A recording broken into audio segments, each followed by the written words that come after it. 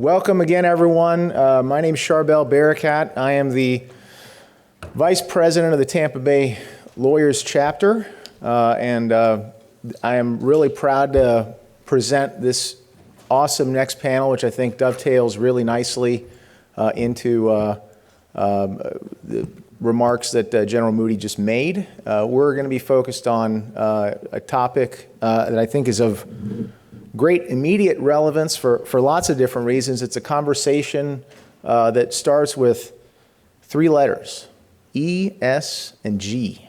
You might have heard those letters.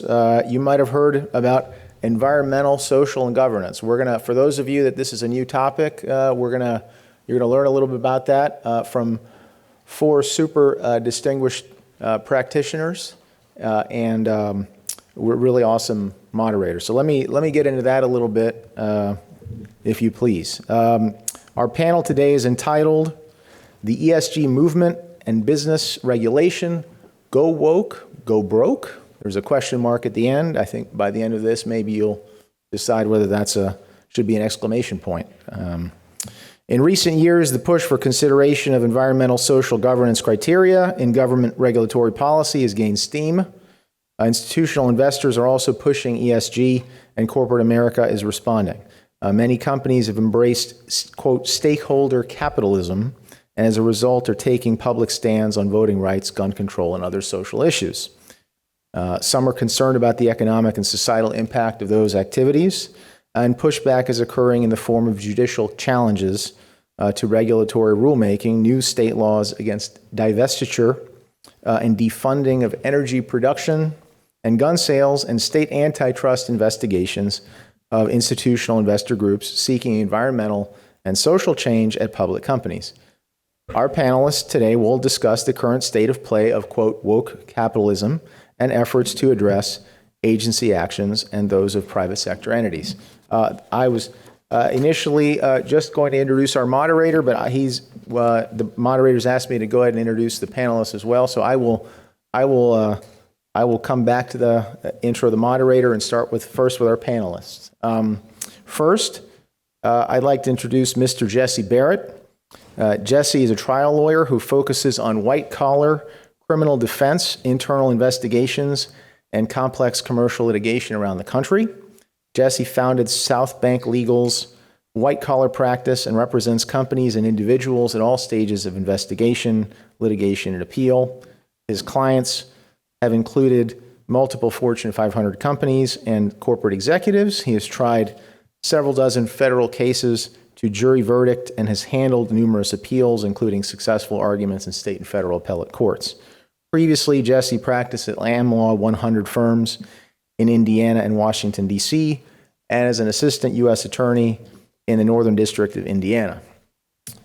He is a double graduate of the University of Notre Dame, where he has also served as an adjunct professor. Ashley Kelly is one of the founding partners of Keller Postman LLC. He was formerly based in Chicago, but now resides in Miami. Welcome. Ashley is one of the leaders of Keller Postman's National Product Liability Practice. He chairs the Plaintiffs' Law and Briefing Committee in the Zantac Product Liability MDL in the U.S. District Court for the Southern District of Florida. Ashley also litigates complex antitrust and class action matters.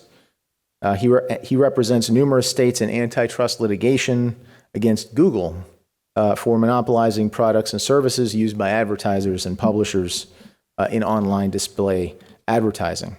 Before launching Keller Postman, Ashley co-founded the litigation finance firm Gerchen Keller Capital. Hope I got that right. Thank you. And was a partner at Bartlett, Beck, Herman, Palanchar, and Scott, LLP, the American Lawyers Litigation Boutique of the Year. He was a law clerk for Justice Kennedy of the United States Supreme Court and Judge Posner of the U.S. Court of Appeals for the Second Circuit, and is a graduate of Harvard College and the University of Chicago, both the Booth School of Business and the law school. where he graduated first in his class. Professor Lynn Lepucki is the Levin, Mabel, and Levin Professor of Law at the University of Florida Levin College of Law. Go Gators. Professor Lepucki comes to UF in August 2022 from the UCLA School of Law, where he taught secured transactions and business associations for 22 years. One of many folks that have relocated from California, I think. Smart move. Smart move. His stakeholder you said it, by the way. His stakeholder takeover project is an effort to provide corporate stakeholders with the information they need to control corporations through markets. The UC Davis Law Review published the first project article, Repurposing the Corporation Through Stakeholder Markets, in February 2022, and will publish the second Corporate Greenhouse Gas Disclosures in November.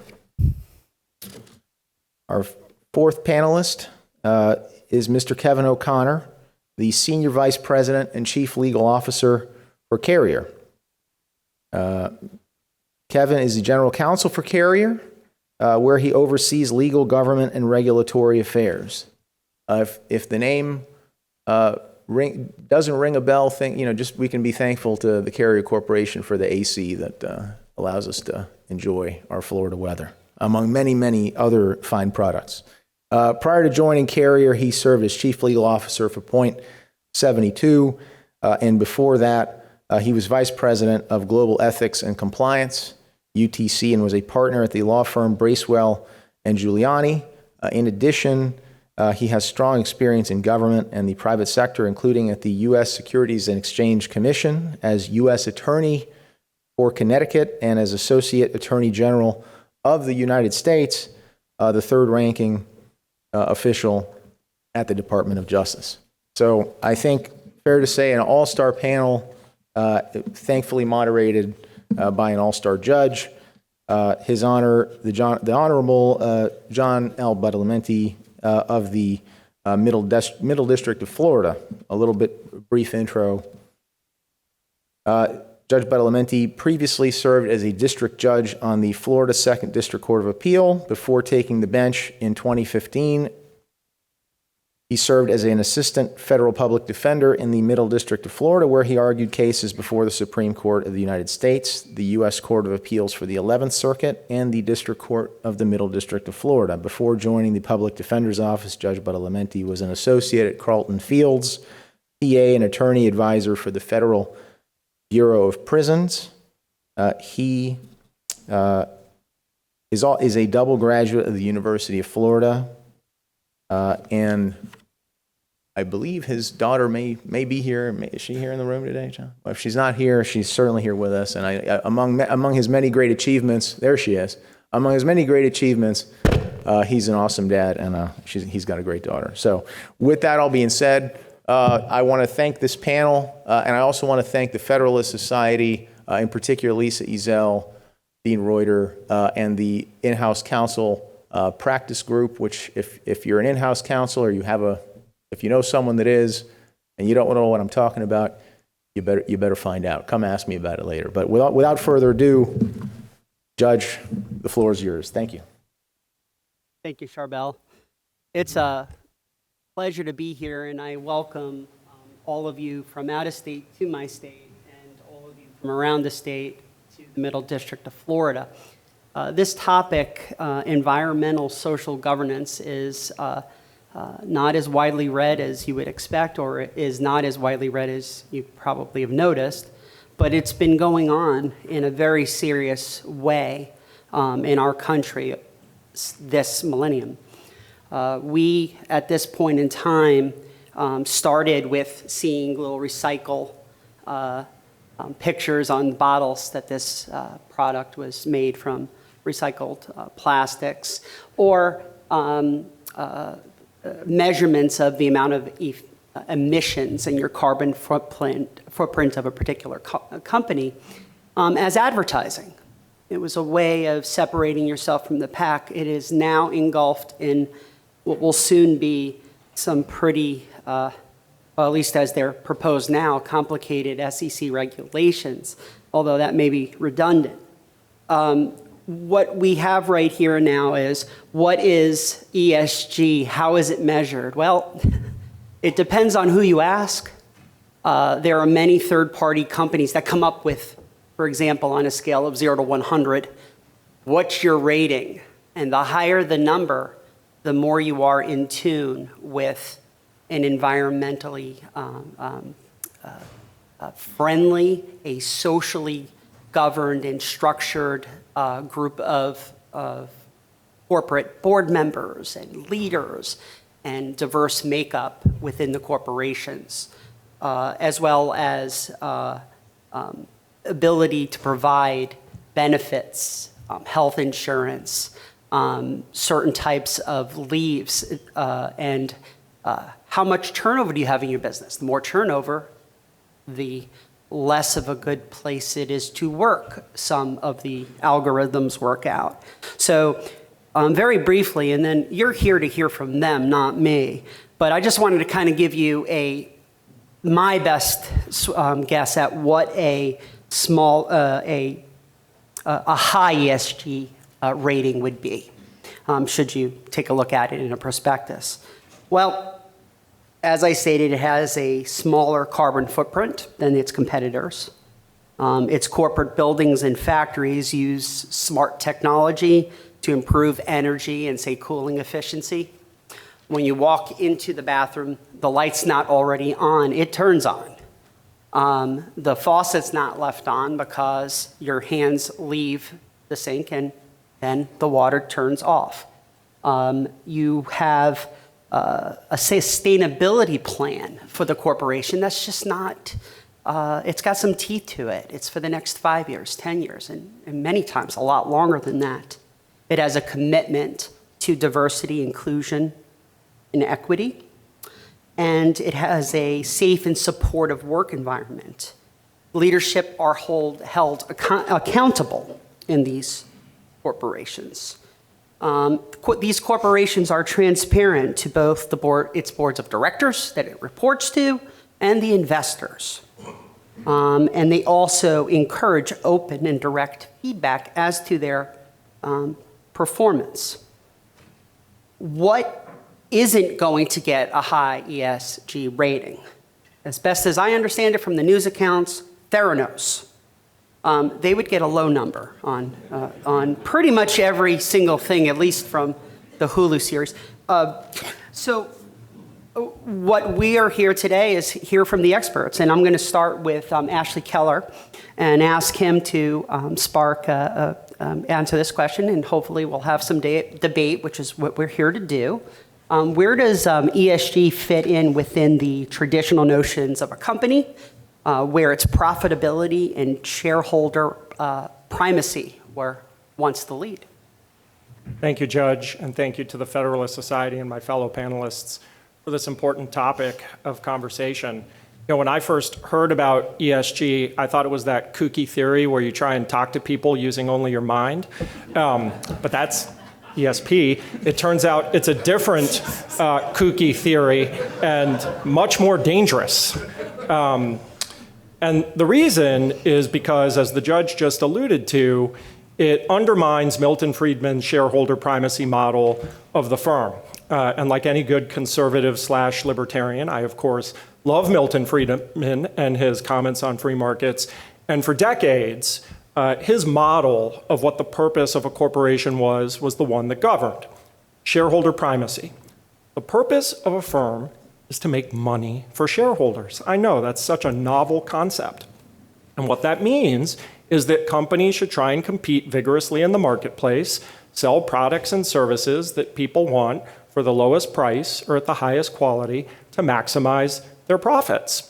And so generally speaking, they ought to shut up and stay out of political issues because there are people on both sides of political questions, all of whom are potential customers. And we sitting here in the beautiful Walt Disney World resorts can understand the value of a company staying neutral and trying appeal to all of its different customers. But ESG is part of a movement designed to undermine Milton Friedman's model of the firm and to replace it with something else.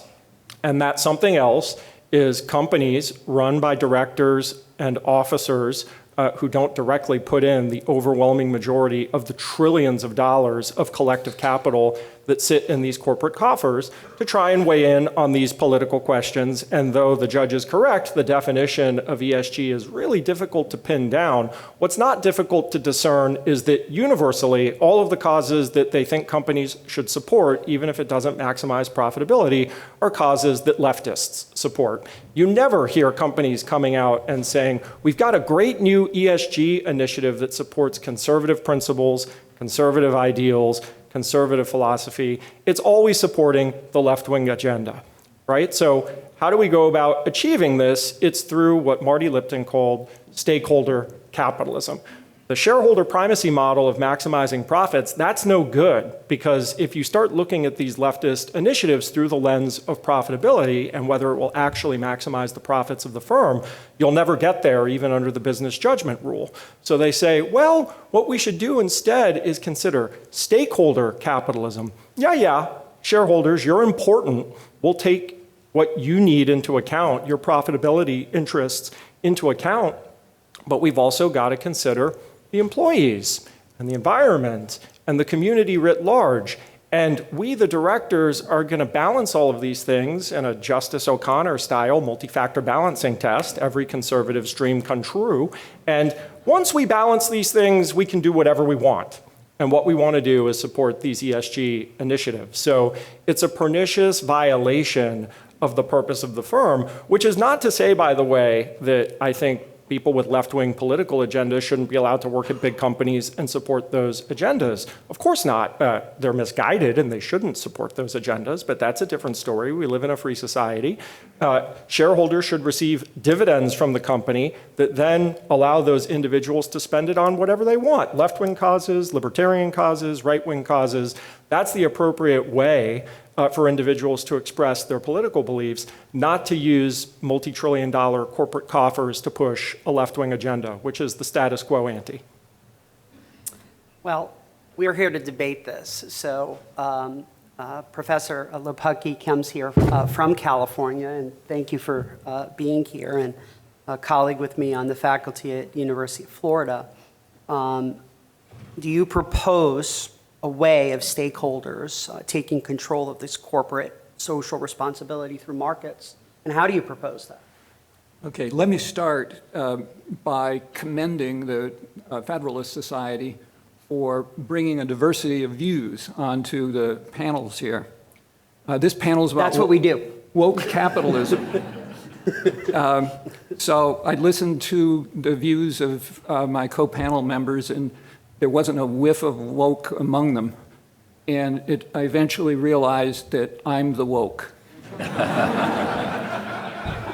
So if there are wokes out there in the audience, I hope that I don't disappoint you. So now, to the business of corporate control. Stakeholders are angry with corporations about climate control, about greenhouse gas emissions. They're angry about the lack of government response, corporate response, about air pollution, water pollution, microplastics in our bodies, offshoring jobs, price gouging on life-saving drugs, shifting liabilities to corporate shells, sourcing raw materials from human rights violators, and the occasional financial crisis that they drop on us. Stakeholders have tremendous power. If you think about the nature of the corporation gets all of its resources, the people, the materials, the money that goes into making the products. They get all of that from the stakeholders, and they get it through markets. Each of those stakeholders is free to go elsewhere if the corporation is not offering them what they're looking for. Now, stakeholders can't exercise this power today because they don't have the information. That information is ESG. That's the information quantifying all of these various things that the public wants from corporations. You can't tell the good guys from the bad guys. You can't exercise your power. So that's where I come in. I'm trying to provide that information to the stakeholders. Latest project is the grocery store app. This is an app you get on your phone. You go to the grocery store. You look at a product that you're interested in. So you tap in the first few letters of the brand name, and up pops the brand, the owner of the brand.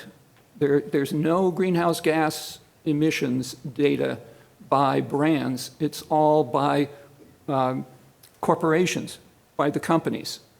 So now you can see the company that is offering this product, and you can see their greenhouse gas emissions.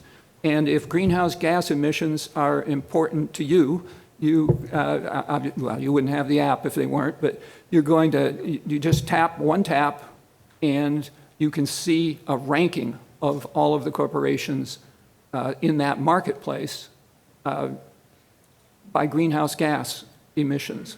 And if the product you're interested in is in the bottom 10%, then you still have a decision to make. Do you really want to eat that thing, or would you rather send a message to the corporation?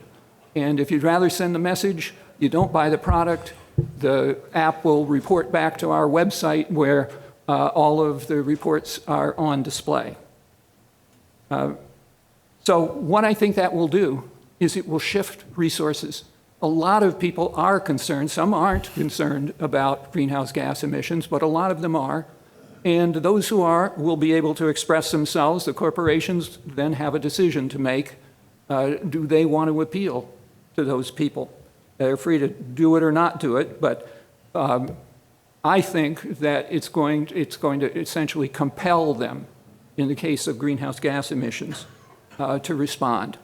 You see the power of rankings with U.S. News and the universities, with the World Bank and the Ease of Doing Business Index.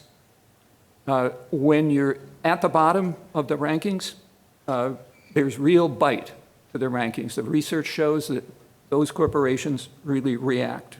And by the way, Kevin's corporation is in the top third, so this is not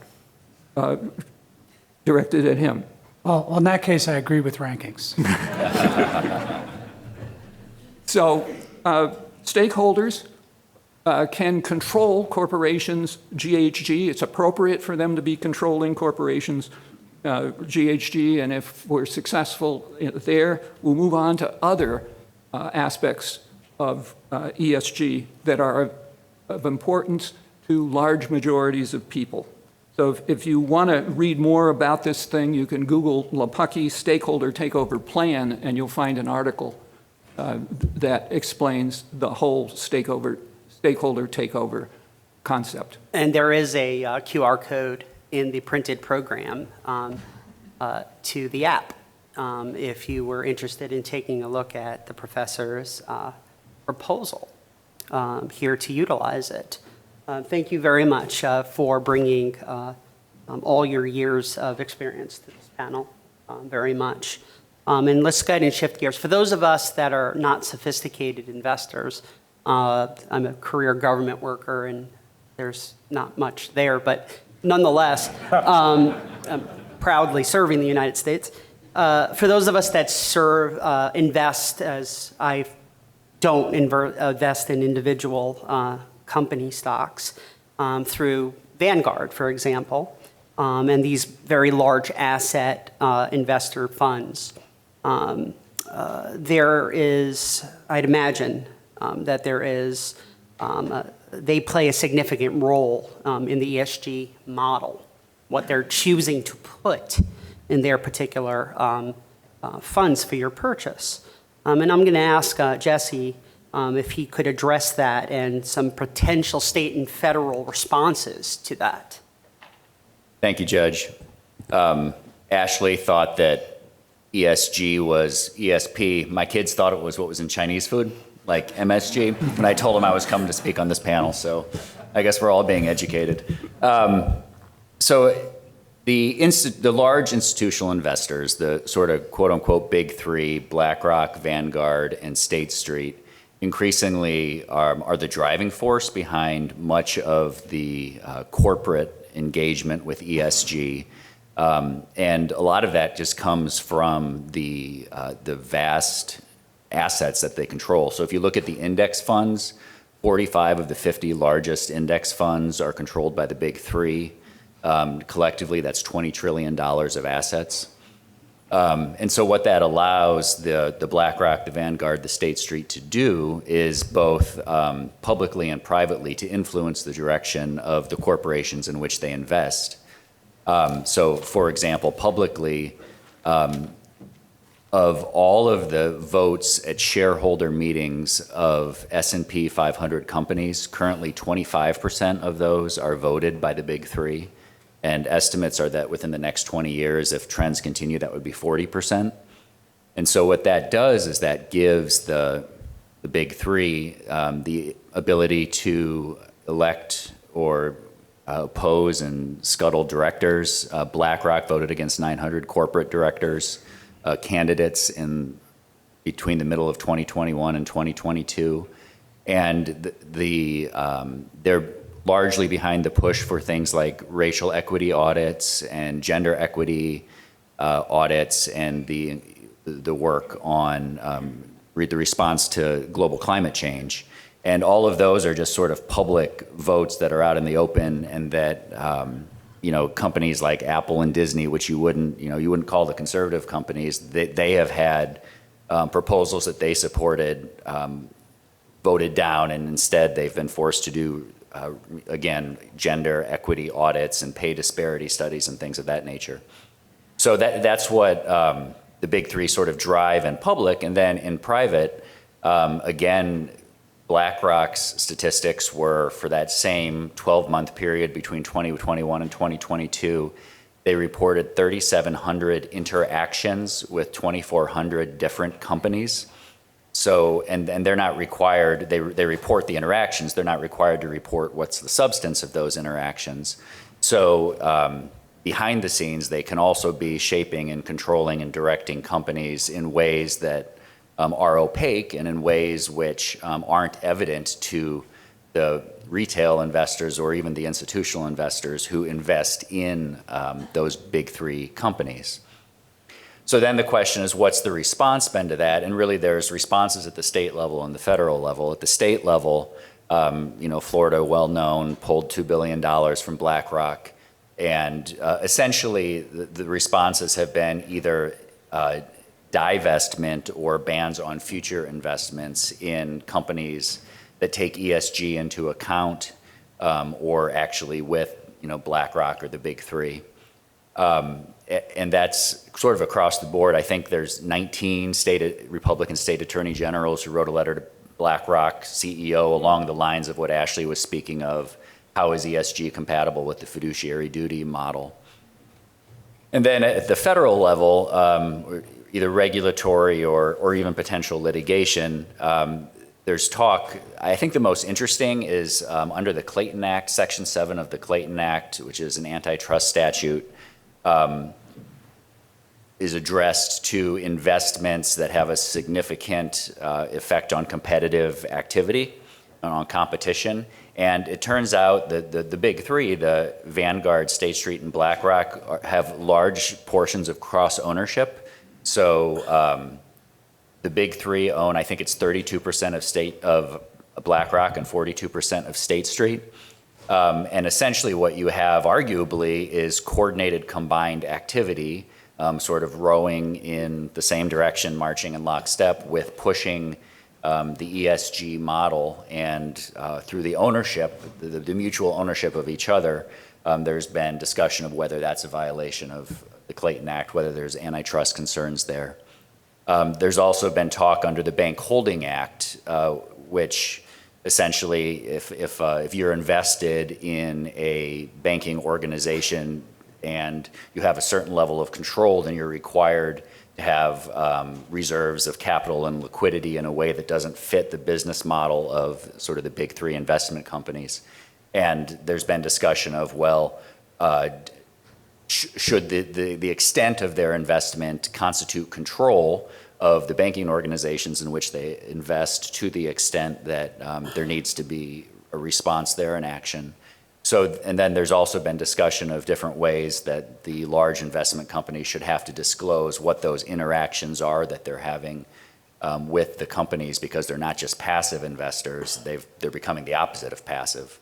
So those are some of the responses that are discussed both at the regulatory level and also in terms of potential litigation. So that is sort of a very high 10,000-foot level of the role that the big three play in the ESG movement, and then the potential responses to their influence. Are there any reporting requirements in terms of, you speak of opacity of the dealings between the big three and these corporations to, as you stated, was to push the ESG agenda if they want to be included within say, Vanguard's or Blackstreet's funds. Are there any reporting requirements that these very big companies have to comply with? So Section 13 of the Exchange Act states that if you have more than a 5% ownership in a company and you're taking efforts to influence the direction or control of the company, that you are required to report that. However, the SEC has interpreted that to not apply to what's quote unquote passive investors, like the index funds that the BlackRocks and the Vanguards and the State Streets do. I think the question is whether are they truly passive investors now, and would it make sense to have a regulatory change where they are required, not that they can't do what they're doing, but they're just required to report what the interactions are that they're actually having with the companies in which they invest. It sounds like it needs an evidentiary hearing. Just what do I know as a trial judge? Nonetheless, here I'm going to go ahead and we're very glad to have the perspective of in-house counsel here. One of the other things I was reading and studying for the panel was what also gives you a great ESG score is you don't just comply with the law, which we know law is simple. You can find it easily in a corporation, and regulations, which are also very obvious sometimes not. That's the floor for an ESG company. The standard is to go way above what is required by the rule of law, what is required by the various regulatory agencies that you have. So I had the chance to visit with Kevin O'Connor for Carrier and his legal team to have to address this earlier. And I'll go ahead and pose this question to you, Kevin. As in-house counsel, can you share your perspective of ESG and how in-house counsel may address requests from employees and shareholders to take stands on maybe perhaps a hot recent Supreme Court case that may have some pushback in the public, or overall addressing ESG goals and responding to regulations from in-house counsel perspective? It's a big piece of pizza, I think. It is, and thank you, Judge. And I think it's a much bigger piece of pizza than it ever was, but there always was pizza and there always was ESG. You may remember another acronym, CSR. ESG is just CSR on steroids. I look back to when I first went in-house and when I left the Bush administration in 2009, and I pulled United Technologies' annual report. We had greenhouse gas emissions, we had zero waste to landfills, we had water consumption, we had diversity and inclusion, we had governance, we had all the pillars. The difference is people didn't really care as much. In fact, if you went to an annual meeting of a large American corporation up through 2015, there was a small order of Catholic nuns. And for those of you who have worked in-house, you know exactly who they are. Admirable, holy young, women, young and old, and they would show up every year and say, you need to do more and more about greenhouse gas emissions. And they were passionate and ideological, and you couldn't help but listen, and then we didn't do anything about it because they had less than 1% of our shares. The difference is that nun is now Larry Fink, and it's the big three. So people are listening to him, and there has been a massive shift in corporate America for the reasons Jesse outlines, but also what has happened in the last 10 years. The number of public companies that are listed has shrunk dramatically with take privates because of the excessive regulation. A lot of companies say, you know what, the benefits of going public, not so sure they're there anymore. We're going to go private. So now you've got these big three with fewer companies to invest in. And what has happened? There's no democracy in public company governance. There are 4 or 5 investors, if you go on and look, that control over 50% of most American companies. That's just 4 big investors that can single-handedly force a company in a particular direction. I think from the in-house perspective, those are voices we have to listen to. And whether we like it or not, and whether we think that what they're doing is in the best interests of all of our shareholders, they're share owners. And share owner primacy says you listen to your share owners. Now, in the old days, your share owners said make money. Now they're saying save the world. But they're still our share owners. And whether saving the world is going to return capital to them is for them to weigh. And so we would love to say, you know what, a lot of us probably in our personal lives are Friedmanites, right? We really think we should just exist to make money, and then the money we make for you, go save the world with it, right? That's the way we'd like to live. But the reality is we have to listen and engage with our share owners. And there's a disproportionate amount of share owner power residing in 3 or 4 large entities. And I know there's some positive movements about those investors allowing the underlying fiduciaries to whom they own a fiduciary duty to actually vest and make individual voting decisions. I'm not optimistic that's going to move the needle, but it's a step in the right direction. But I think from our perspective, we spend a lot of time engaging with the large institutional share owners. We spend a lot of time now reporting out, because in the old days, people saw our CSR report and they thought it was nice. Now we've got investors asking questions of our CEO about this. They're not asking about what's going on with your European subsidiary and why is its P&L 20% lower than last year, and what are you doing to manage inflation? Well, how's the supply chain? The questions are about how's your greenhouse gas emissions? How are you measuring scope 3 emissions? And it is something we cannot ignore because our share owners are our owners, and we do owe a duty to them, even if we don't necessarily think they're asking questions that are pertinent. To them they are, and they do have a say in our company's operations. So we have to engage with them. We have to find a way to accommodate them and still try to act in the interests of our collective share owners. But make no mistake about it, if you have a company that owns 25% of your stock and their primary issue is ESG, and you say to them, we don't care, they'll sell out. And if they sell out, the other 75% are going to get hurt too.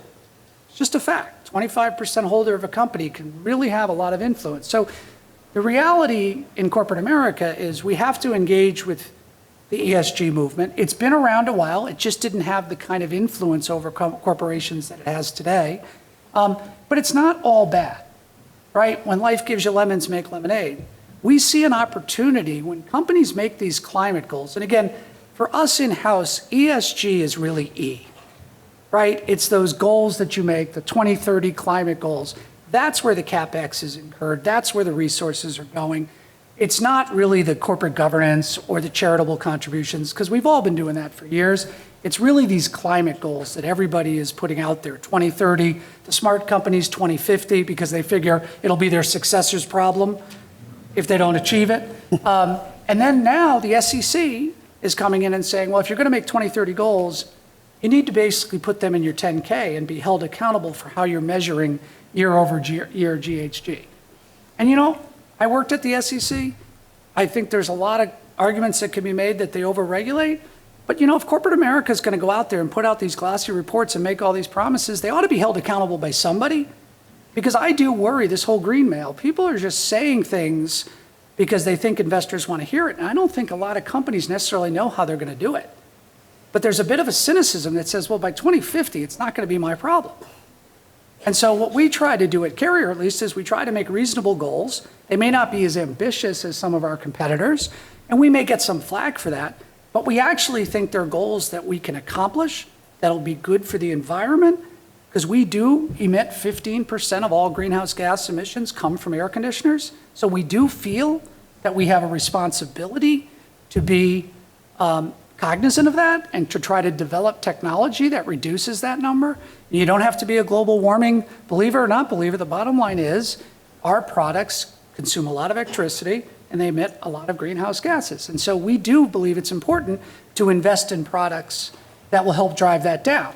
And we actually think our customers want it, because guess what? They've all made these ambitious greenhouse gas emissions, and if we can make products that emit less GHG than our competitors, we can actually grow profits and revenues that'll benefit our investors. So I think a lot of companies are now trying to pivot and use ESG as an opportunity to expand their business, not just a cost of doing business, because it's here to stay whether we like it or not.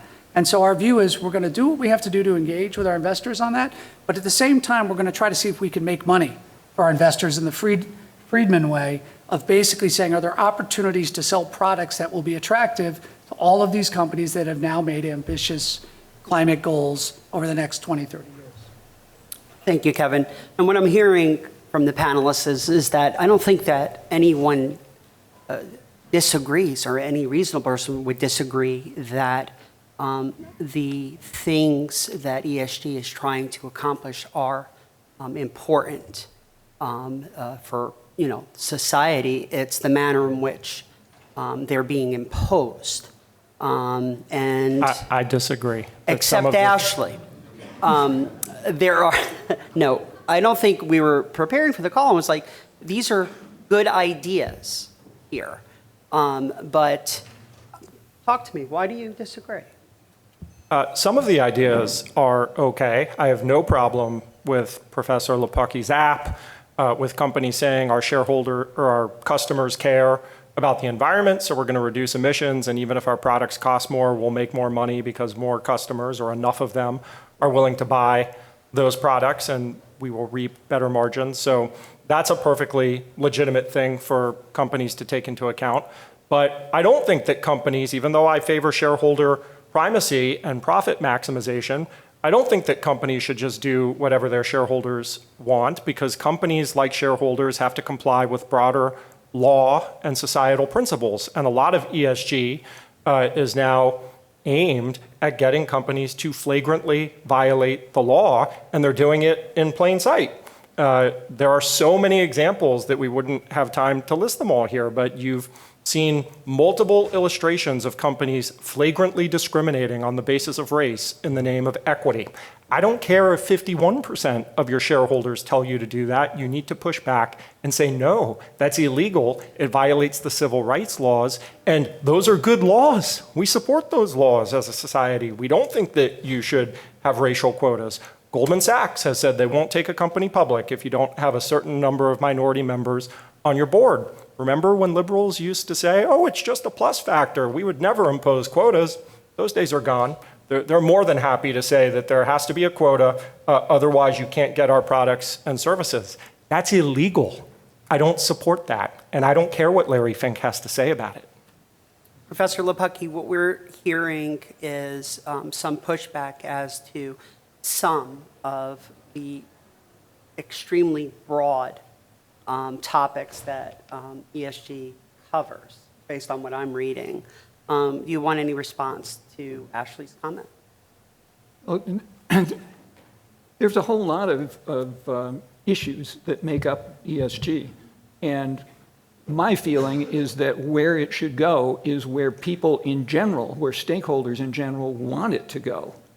So to the extent that there's a demand, as there is, I think, on greenhouse gas emissions, yes. But if you're talking about corporations making decisions, the issues, if you're talking about the issues that are popular in the media, somebody has held their annual meeting in Atlanta, and now there's a protest, and corporations are expected to take sides on that. I don't think there's any benefit, and I don't think that's the role of the corporation, to be taking sides on those kinds of issues. It's only the issues where there is a broad consensus in society, and you would think the corporations would respond to that without prodding, but they don't respond to it without prodding. As far as the racial issue, I think I agree with Ashley on that.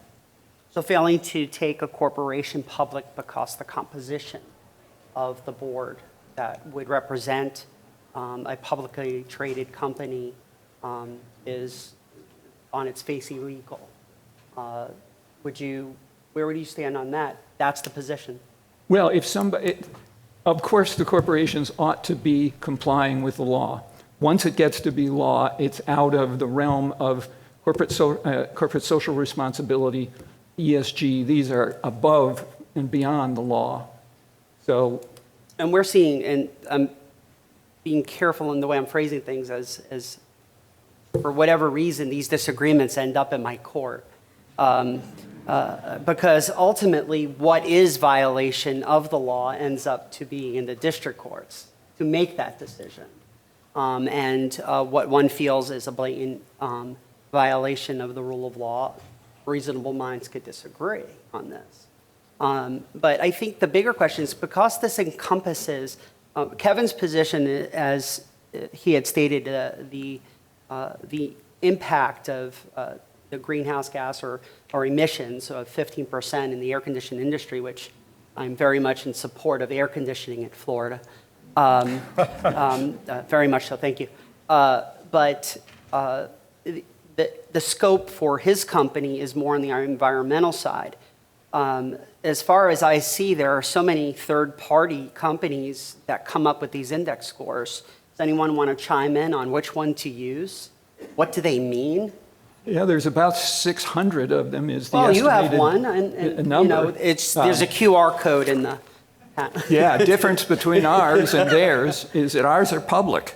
You can go out on the web today and look for greenhouse gas emissions for companies, and you can't find it. The information, the ESG information, is sold. It's sold for pretty high prices. The Carbon Disclosure Project, a nonprofit, sells their data for $5,000 a year. You can subscribe. Nobody's going to the grocery store on a $5,000 a year set of data. So I think all the rest of those are irrelevant. That when we come in with the apps, the greenhouse gas app, we're going to be the only source of information about it. So it's taking a smaller bite of that pizza we're talking about here. And I think that the issue that we're seeing, and at least from an investor standpoint, is, you know, what does it mean in particular to me as an investor? Is this one more focused towards carbon footprint? Is this one more focused toward corporate culture? And I'm not quite sure I know the answer to that, but I'll ask Ashley. And I suppose, what would you propose regulating for the SEC or any regulatory body if we're going to require, or if they're going to make these assertions in prospectus and whether or not to invest in my company or not? Yeah, you're never going to get me to support regulation at the federal level. So I'm loath to do that. And again, back to Milton Friedman, he would have said, you know, let people trade on whatever information they want, and the profits that they put in their pocket is less money that you have to pay them as shareholders. He had a very aggressive view of what would count as trading on the basis of insider information. But like a good Federalist, I don't think that the right level of government to regulate this issue is the federal level. It ought to be regulated more at the state level, and we ought to have a conversation, particularly in Delaware, about what the business judgment rule should mean in the modern context. I don't think any of these companies are pretending that these initiatives are maximizing shareholder profit. They haven't even evaluated the question. So it's clearly a violation of traditional notions of the business judgment rule, and there ought to be litigation in Chancery to push that so that companies have to answer for this, and the people who are charged as stewards of shareholder capital can either say we need to change the regime and have a public process through legislation, which is how this is normally supposed to work, saying that we're going to move from a shareholder primacy to a stakeholder primacy model, or the courts can say until that happens, you've got to abide by the good old business judgment rule. But I don't think that the SEC is the right regulatory body to address this. They have no expertise in making companies come out and talk about their greenhouse gas emissions and other ESG initiatives. I will also say the people who are getting hosed by this are people like Your Honor.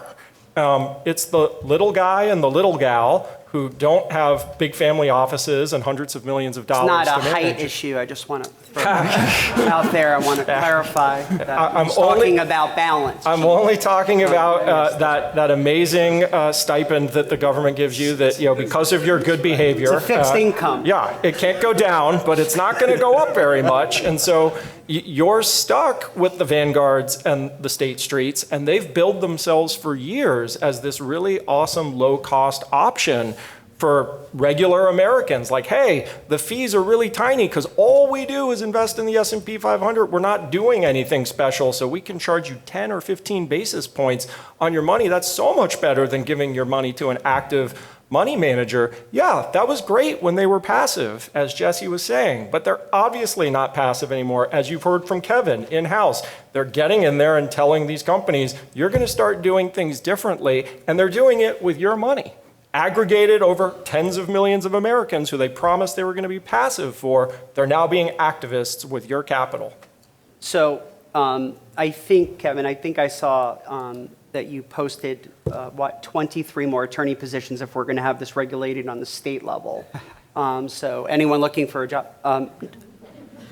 So about the SEC not being in the best place to regulate this. So we have out a series of regulations that are for notice and comment. And I was by the SEC that relates to this topic. If Jesse, if you would talk a bit about those and what's out there right now with the SEC that relates to ESG? So, I mean, my understanding is that the SEC came out with what were perceived as fairly aggressive regulations requiring disclosure and progress towards the climate change goals. And then I just was reading in the paper, I think today or yesterday, that they're considering backing off from that a bit because Kevin would know more about it than I, because they're so onerous for the companies to comply with and to estimate and to factor out and figure out what do we have to disclose and what are our plans and what exactly is that going to look like. So I think hopefully at least somewhat through the notice and comment process and through the rulemaking process, if it's going to happen, it happens in a way that companies can comply with and that's less onerous than it could be, although, I mean, that might be a little bit of a pipe dream. I don't know, Kevin, that you might know more about that. Yeah, I mean, obviously, it's something corporate America's paying a lot of attention to. Those of you who work in-house or advise in-house lawyers, the initial rules that came out are draconian. Now, I do think there's a really viable major questions doctrine argument, and there's obviously, as many of you know, with the West Virginia case, some good recent precedent that gives us some hope that the SEC really isn't in the business of regulating climate change. That's just a fact. But they're using financial reporting rules to drive climate change. And I think there's a really strong legal argument. And again, I'm not the legal scholar, others on this panel are, but it would just seem to me, reading that West Virginia decision, that whether it's the SEC's attempts to use regulatory reporting for financial statements to change climate, or the FTC's nationwide ban on non-competes, this is really not administrative rulemaking.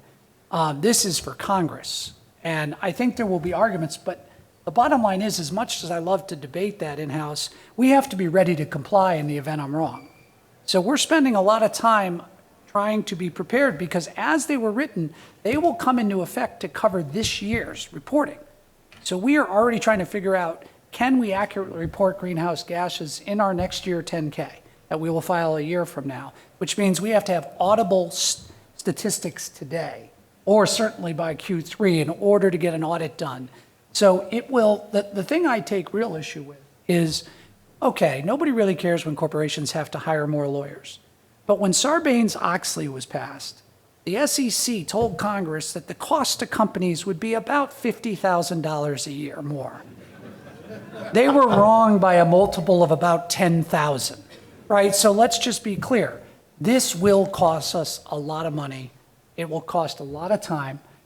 The auditors will make a lot of money, the consultants will make a lot of money, but corporate America will raise prices on the products that you buy in order to subsidize these additional costs if the regulations go through. I think what we're going to see is rules coming out from the SEC by April. They're not going to want to take the chance the president doesn't get reelected. They need to get them out because they know litigation is going to be coming. So the sooner they can get them out, the sooner they can see if they survive a nationwide injunction, and the sooner we'll have to comply with them until it probably gets to the Supreme Court, like the West Virginia case. So I wish I could say I had I could look into the future. I can't, but we don't have the choice of doing nothing now. So we're spending an awful lot of time preparing for an eventuality that may not happen. And I'll just say one other thing. We just went through this with the COVID mandatory vaccines. We have factory workers in Indiana, Tennessee, North Carolina, and Georgia. A high number of them do not get vaccinated on principle. And yet we couldn't socially distance them because you can't run a factory in socially distant factory lines. And we were facing mandatory firings if the administration's mandatory vaccine rule kicked in, because a lot of these folks didn't want to get vaccinated and didn't feel like it was our business to tell us why. We were hoping they'd say religious exemption, but some of them said it's not your business. It's my body, I'll choose what I want to choose, and I don't want to get vaccinated. And what we did there is we sort of incrementally warned them, please get vaccinated, and we hoped there would be some relief from the courts, and ultimately there was. I believe it was a judge here in Florida or somewhere else that issued a nationwide injunction. But up until that point, we spent a lot of time and money preparing to institute disciplinary proceedings against thousands of men and women across our factories. It would have paralyzed our production. Simply because the threat of that rule kicking in, we had to be ready to comply. And we're in a similar situation today with the SEC rules. We have to be prepared to be compliant. We're spending a lot of time and money doing that, but we're kind of watching with bated breath to see what comes out in April and then to see what happens in the courts thereafter. Let's just bring back Schechter Poultry and get it over with. So like most of the debates that I've seen over many years, it's going to really come down to, well, it should come down to the will of the people through the Congress to issue the laws through the elected individuals from the ballot boxes, or else we're going to have a disjointed view of this topic throughout the United States, and Kevin's going to need to hire a lot of lawyers. And air conditions will cost more. Buy one now if you are in the market. We have about 15 minutes left, and it was important for us to get some questions from the brains of the operation, which are the attendees. So please come on up, and there are microphones. Please do. Hello, testing.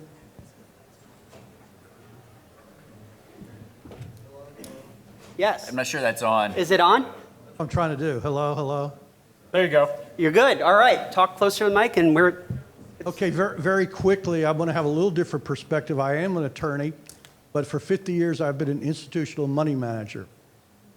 One quick comment. I heard about the votes by the big firms. It's been my view for 50 years that passive investors should not have a vote on management. They didn't make any investment judgment. But here's the issue I have with ESG as a professional investor. When I was hired, and I was hired once by the state board, I had a fiduciary responsibility to do the best investment I could for them. Your panel and every other panel I've heard, even of investors, talk endlessly about, would the company do this, the company do this, the company do this. I never mentioned probably the key factor in investing, and that's price. The same ESG compliant or non-compliant company, and let's talk about the non-compliance, depending on whatever, is a different investment opportunity if the stock's at a 30 multiple than if it's at 8 multiple. And that, to me, is where the scam is. I have been told over the years not to invest in cigarettes because no one's ever going to smoke. Those have been great performers. I've been told by people not to invest in defense companies because we're killing people. Some have been good, some have been bad. So the question is this: why don't we have the question of, as an investment, not as a legal issue, but as an investment opportunity, and we are fiduciaries, we're supposed to do the best for our clients we can, why doesn't anyone ever mention the price of a stock? They only mention what the company does.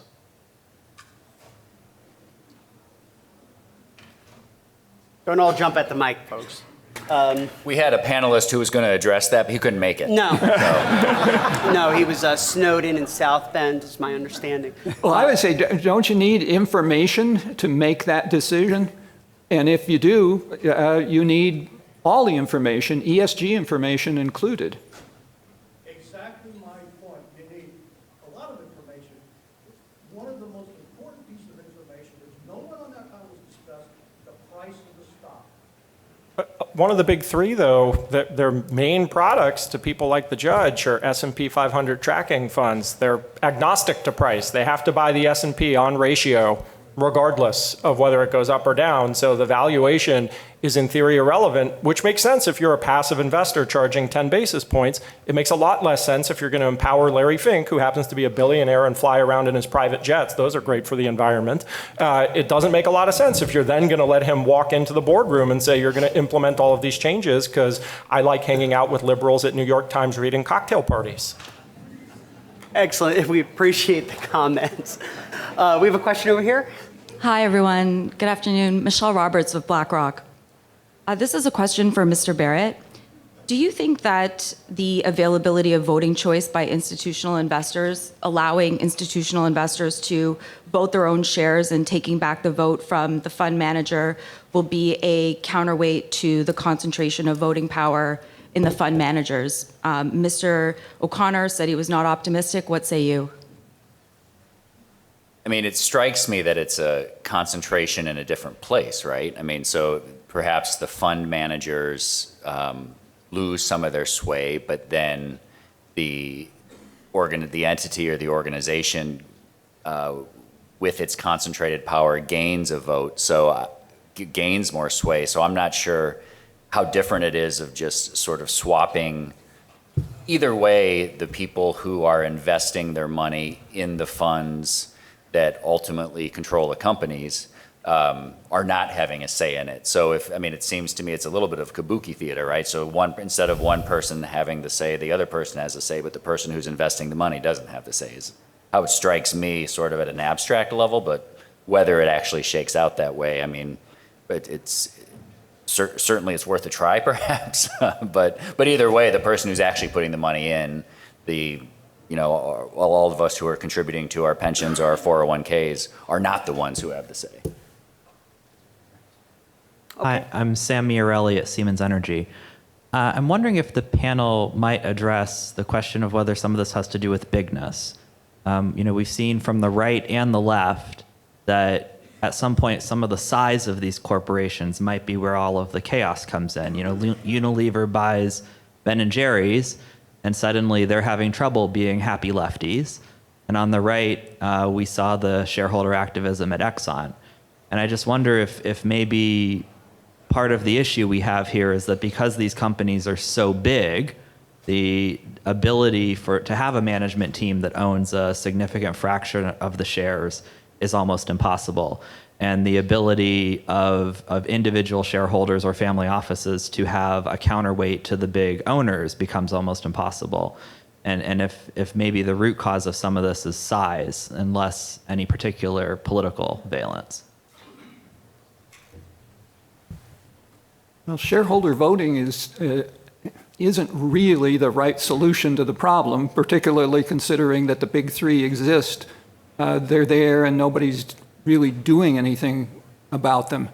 So you need to go outside. The shareholders can't vote. They can't express their opinions. The rest of the stakeholders can express their opinions. So we should push further in that direction. And I would just add, people like to pick on the big three, but people don't have to invest their money with institutional investors who are taking stands on issues.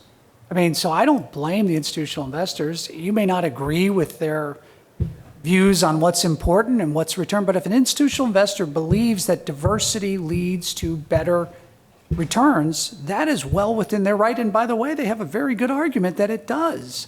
But whether you agree with it or not, you can walk. Your money is fungible. It can go to another firm. And now I see there are investment vehicles that are sort of anti-woke vehicles. So, to me, the problem isn't the big three. They're the most transparent investors there are. The problem is people complaining about what they're doing and then not moving their money to funds that don't share those values, because most investors are pretty passive. They just, they have their 401k, they're not really paying attention to it. And so, I give the big three credit because they're putting their money where their mouth is. And they're not saying to people, you're locked in like a hedge fund does. There's no gates. So people can take their money. And if BlackRock or State Street or Vanguard see that capital is leaving, then they'll know their investors don't agree with the direction they're taking. But I bet that's not happening. They're getting bigger and bigger. So you have to ask yourself that maybe people do agree with the positions they're taking. As a corporation, we're not in a position to really decide what do people really want. We listen to our investors and we react accordingly. We don't agree with everything they say. We don't do everything they say. But they have a lot of influence over how we govern because their views are, to me, share owner primacy. Right? That's what share owner primacy is. It's listening to your share owners. And you can say, well, that 75% of your base is just wrong. Fine. Well, if they get out of the stock, the other 25% is going to see massive value erosion. It's just a fact. So again, this is a very interesting debate. But when you are in the trenches of a company dealing with investors who are very smart, they're very prepared when they come to our investor meetings to engage. I think the biggest risk isn't the big three. I think it's companies saying things that they don't think they can necessarily do because they want to get the pressure off. And I will tell you, the biggest issue we have is these are goals. If I tell you my goal is to lose 25 pounds in 2023, and at the end of the year I only lost 20, I don't think you're going to say I misled you. The question is in 2030, when people don't meet these goals, but it's all being reported in financial statements, will there be consequences for materially misleading statements, right? And goals are goals. And all our investors are asking us to do is set ambitious goals. They're not asking us to make an explicit contractual representation. That's all they're asking. So I know I sound like a contrarian here, but the reality is ESG has been around for a long time. The difference is we have very powerful investors who are making corporate America put their money where their mouth is. We've been saying it for years. We just haven't been held accountable because the order of nuns didn't have the type of influence that our investors do today over corporate policy. So, again, Larry Fink's not the boogeyman. Larry Fink's basically saying, look, corporate America, you've been saying this for years. I want you to do more. And he has every right to do that. Every right to do that. There won't be consequences because there won't be damages because the stocks won't be lower when you don't meet your goals. Well, we'll see, right? I mean, that's the question. But I can tell you, there's an opportunity for companies in this environment. I mean, we're an air conditioning company. And as I said, we're a large contributor to greenhouse gas emissions. And we know our clients now, because of the influence of large investors, have a demand for more sustainable products. So what are we doing? We are migrating to more sustainable products so we can have a competitive advantage, and so are all our competitors. And so, you can try to fight what your investors want to do, or you can try to do it in a way that actually does return more profits for investors. And that's where we are. Our view is when life hands you this kind of situation, you do the best. And what we're doing is saying, okay, this is what our big investors want. How can we pivot to still maximize share owner returns? And I do think that's a line that a lot of companies can walk. Maybe not a coal company, gas-fired coal, but I believe a lot of companies in America can do what we're being asked to do and still maximize shareholder returns. It's what the market will bear ultimately. We have time for one more question. Yeah, I'm Rod Sullivan. I'm a former professor of law, and I wanted to inject a contrary opinion. And I've taught, I suffer from two disabilities. First of all, I was an engineer before I was a lawyer. And second of all is that I can do math, which of course most of us lawyers cannot. And I'm here to tell you that the idea that mitigation is going to correct global climate change is simply an inaccurate one. In fact, greenhouse gas mitigation does not change the temperature of the earth or change the weather patterns. Now you may say that's a bold claim to be making, Professor Sullivan, and of course the broad consensus, as was mentioned here, is not that. But let me remind you to look back a couple of months ago or a couple of years ago when we shut down the nation for COVID. We stopped the airplanes from flying. The ships no longer transited the oceans. We stopped the trains. People went and worked from home. There was no more traffic on the roads. Now, you would naturally assume that if you reduce the consumption of fossil fuels that much that you would be able to measure that. And I invite you to go tonight on your computer and Google measures of worldwide CO2. Take the Ala Moana CO2 measuring facility on Hawaii, which of course is a great mix of CO2 throughout the world, and see how it changed as a result of COVID. And what you'll find is there was no change. We shut down this nation, and we had no effect on the overall level of CO2 gases in the world. And therefore, this idea that everything that Professor Lopecki is doing, everything that all these corporations are doing is going to save the environment is simply inaccurate. And that is a contrary point of view that very few of you, I'm sure, share. But unfortunately, I felt I needed to express it. Now, this is the forum to debate issues, and we appreciate your comment. Any response? Well, then we're all doomed. Yes. No, there's the adaptation, of course, will work. But I don't think we're all doomed, no. And if we are all doomed, and of course, nuclear power may be the only solution out there. So if you're an advocate for low greenhouse gases, you should be an advocate for nuclear power. What we're definitely seeing is that in capitalism, the companies will respond to what the buyers want. And at this time, we saw an example from in-house counsel of a very respected large corporation that makes things that we are beloved items in Florida, is responding to what folks want.